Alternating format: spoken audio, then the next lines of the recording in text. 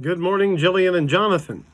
So we're up to the late Reagan administration, which is complicated to talk about. You remember the Nixon administration had been brought down by the Watergate affair. Well, Reagan's second term wasn't ended by the Iran-Contra scandal, but it was definitely shadowed by it. The president's reputation was damaged by it. Not a lot got done the last couple of years of the Reagan administration because of the political damage the Iran-Contra scandal caused. So we need to take a time to talk about what this was. And it's really complicated to talk about because you've got two entirely different parts of the earth involved, yet all the real action took place in the basement of the White House. So here goes. One of the things that was involved in the Iran-Contra scandal was Iran and the Middle East. Now, you'll remember that the Islamic Revolution had happened in Iran. The Shah of Iran, an American ally, had been overthrown. An Islamic Republic under Ayatollah Khomeini had been established. A fundamentalist Shia religious government controlled Iran.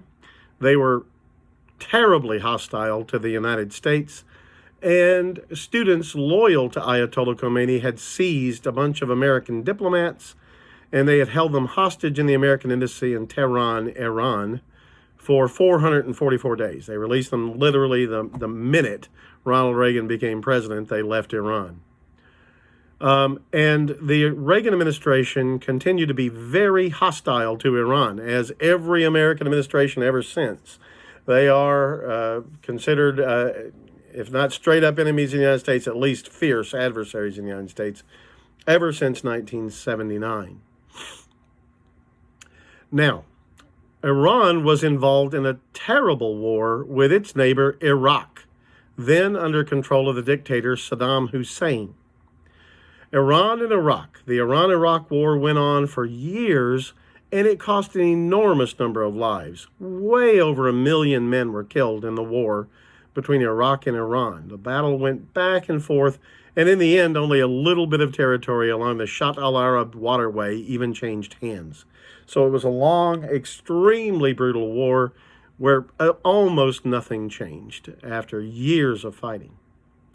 But because the United States despised Iran, we helped the dictator of Iraq, Saddam Hussein. We sold him weapons.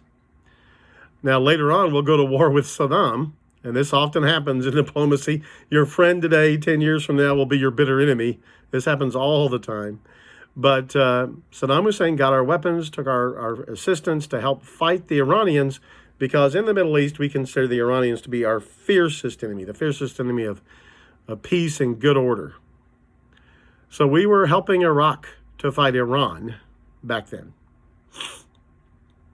Meanwhile, the Iranian Islamic Republic was dedicated to spreading Shia Islam all over the Middle East, their version of Islam, and to opposing the United States and Israel. Now, all the Arabs in the Iranian countries were hostile to Israel except Egypt. They had made a peace treaty, you'll remember, during the Carter administration. But every other Arab country was still hostile to Israel, and because we supported Israel, somewhat hostile at least to the United States.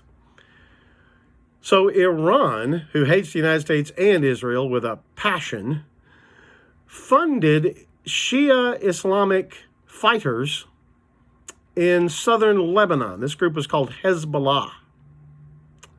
So Hezbollah were a bunch of fanatical Shia Muslim fighters. I think you and I would call them terrorists. Their methods weren't normal warfare methods. They'd blow up truck bombs and intentionally kill civilians of different parties. They made a mess out of southern Lebanon and parts of the capital of Lebanon, Beirut, for years. Hezbollah, supported by Iran. Okay? Now, in the early 1980s, Hezbollah began grabbing as many Europeans and North Americans as they could in the capital of Lebanon, Beirut. In the midst of the Lebanese civil war, if you were a European who were there for any reason, you could easily have been kidnapped by Hezbollah. And they held Americans hostage for years, and Britons and Canadians and others, but especially those three countries, for years in absolute seclusion. We know most of them got out alive eventually, and we know they were kept in awful conditions for years. And the Reagan administration knew that there were Americans being held hostage, and Britons, and Britain was our close ally. Remember how close Ronald Reagan and Margaret Thatcher, the Prime Minister of Great Britain, had been. He knew that the Hezbollah, who was supported by Iran, held these American hostages and British hostages. And he wanted desperately to get them out. They were on the news all the time. So this was very much in the public's imagination. It looked like Carter not being able to get the diplomats out of Iran. Remember that? So this was a political black eye, and Ronald Reagan was a very compassionate man. I think he truly did feel for the families of these hostages and really did want to get these Americans in Britain's home. So that's going to be the part of the Iran component of the Iran-Contra scandal. Now, you'll remember I talked about the Contras before too, but I know we've covered a lot of ground, so I don't fault you if you don't remember. Nicaragua is in Central America. And in the mid to late 1970s, their civil war had ended, I believe it was in 78, with Anastasio Somoza, the American-supported dictator of Nicaragua, being thrown out by Marxist revolutionaries. They were called the Sandinistas. And they set up a socialist state in Nicaragua, which, pretty close to communism, if not straight up communism in Nicaragua. And they were clearly friendly with the Soviet Union. Very friendly with the Soviet Union. There was a real fear in Washington that the Sandinistas would let the Soviets build a submarine base in Nicaragua, and that we could be haunted by, and that's on the Caribbean, right? We could be haunted by Soviet submarines constantly in the Caribbean and the Gulf of Mexico. I mean, right off the coast of Houston. We could have Soviet submarines there all the time if there was a sub base in Nicaragua. So the Reagan administration, President Reagan in particular, remember he hated communism. He hated communism with a purple passion. He really wanted those Sandinistas gone. And there were anti-Sandinista rebels in Nicaragua. They were called the Contras, the against the Sandinistas. And Reagan wanted to give weapons and support to the Contras to fight the Sandinistas. But remember, we're less than 10 years after Vietnam. And there were a lot of Americans, almost all Democrats, who were vehemently opposed to the United States getting involved in another proxy war in a jungle country against communists, with unclear aims as to what exactly we wanted other than the communists not win. That's pretty much what happened in Vietnam. Almost all Americans then still consider Vietnam to be an absolute disaster to be avoided at all costs in the future. So Congress denied Reagan money and weapons to send to the Contra rebels against the Sandinistas in Nicaragua over and over again. Eventually, they passed what was known as the Boland Amendment, making it a crime to send aid to the Contras in Nicaragua. So Reagan wanted to help the Contras, but Congress would have none of it, and it became illegal for him to help the Contras. So that's the setup for the Iran-Contra scandal. Now, Reagan wants the hostages out of Lebanon that are held by Hezbollah, friends of the Iranians. He wants to help the Contras in Nicaragua, but he can't. Now, we have no evidence that this was ever Ronald Reagan's idea. It almost certainly wasn't. But members of the National Security Council, which operates out of the basement of the White House, cooked up a scheme to get the hostages out of Lebanon. They conducted back-channel negotiations with the Iranians. And remember, Hezbollah, who's holding the hostages, answered to the Iranians. They're their only supporters.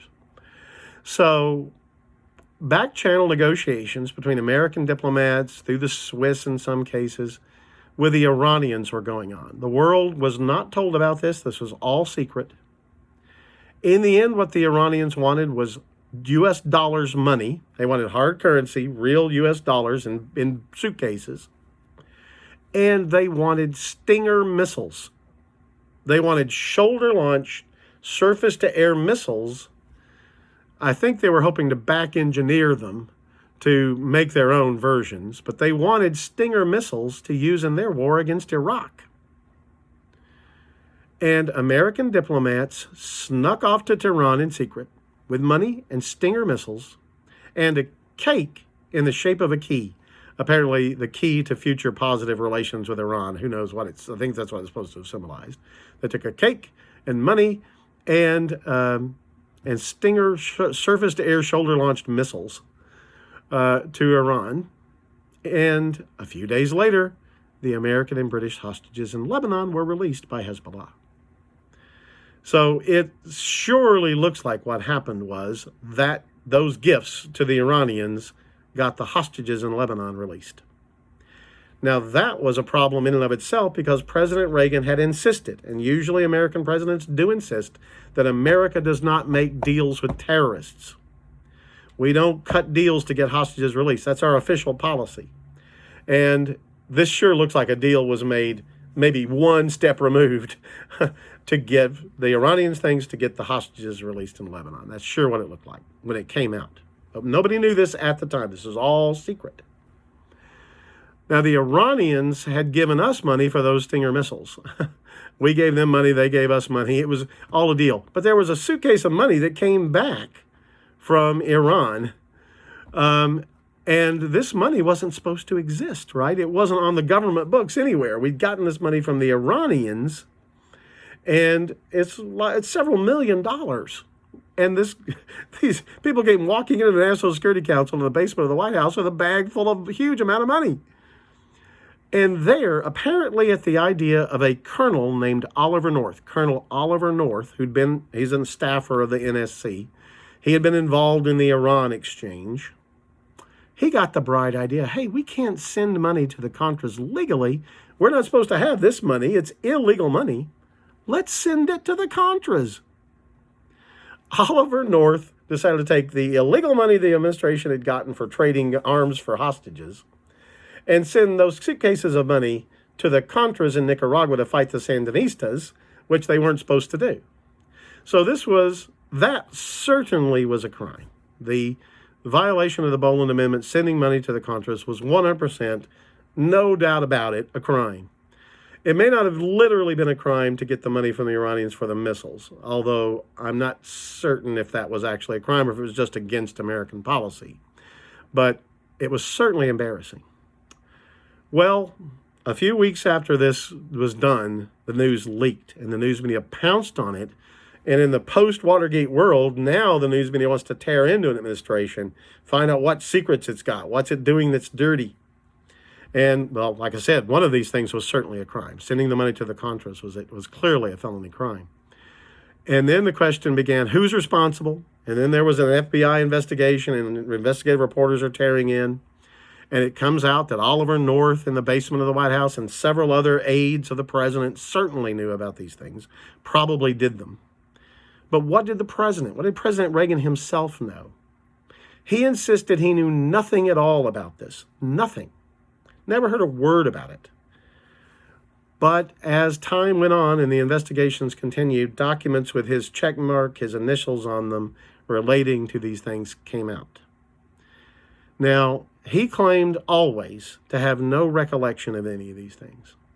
And the way things played out later, that is believable. Shortly after leaving office, less than a year, I think, he was diagnosed with Alzheimer's. And there were other signs that his memory might be failing and his grasp on control of things in the White House was slipping. So he may very well have not remembered doing these things or even really have understood what was happening. I will give him the benefit of the doubt and say that he didn't mean to do anything wrong. That seems plausible to me. But bad things were done. Crimes were committed in the White House again. And we're only talking here just a little over a decade after Watergate. So the Iran-Contra scandal tarnished Ronald Reagan. Even though people still liked him a lot, he was still pretty popular. This did not really destroy his popularity, but it did tarnish it.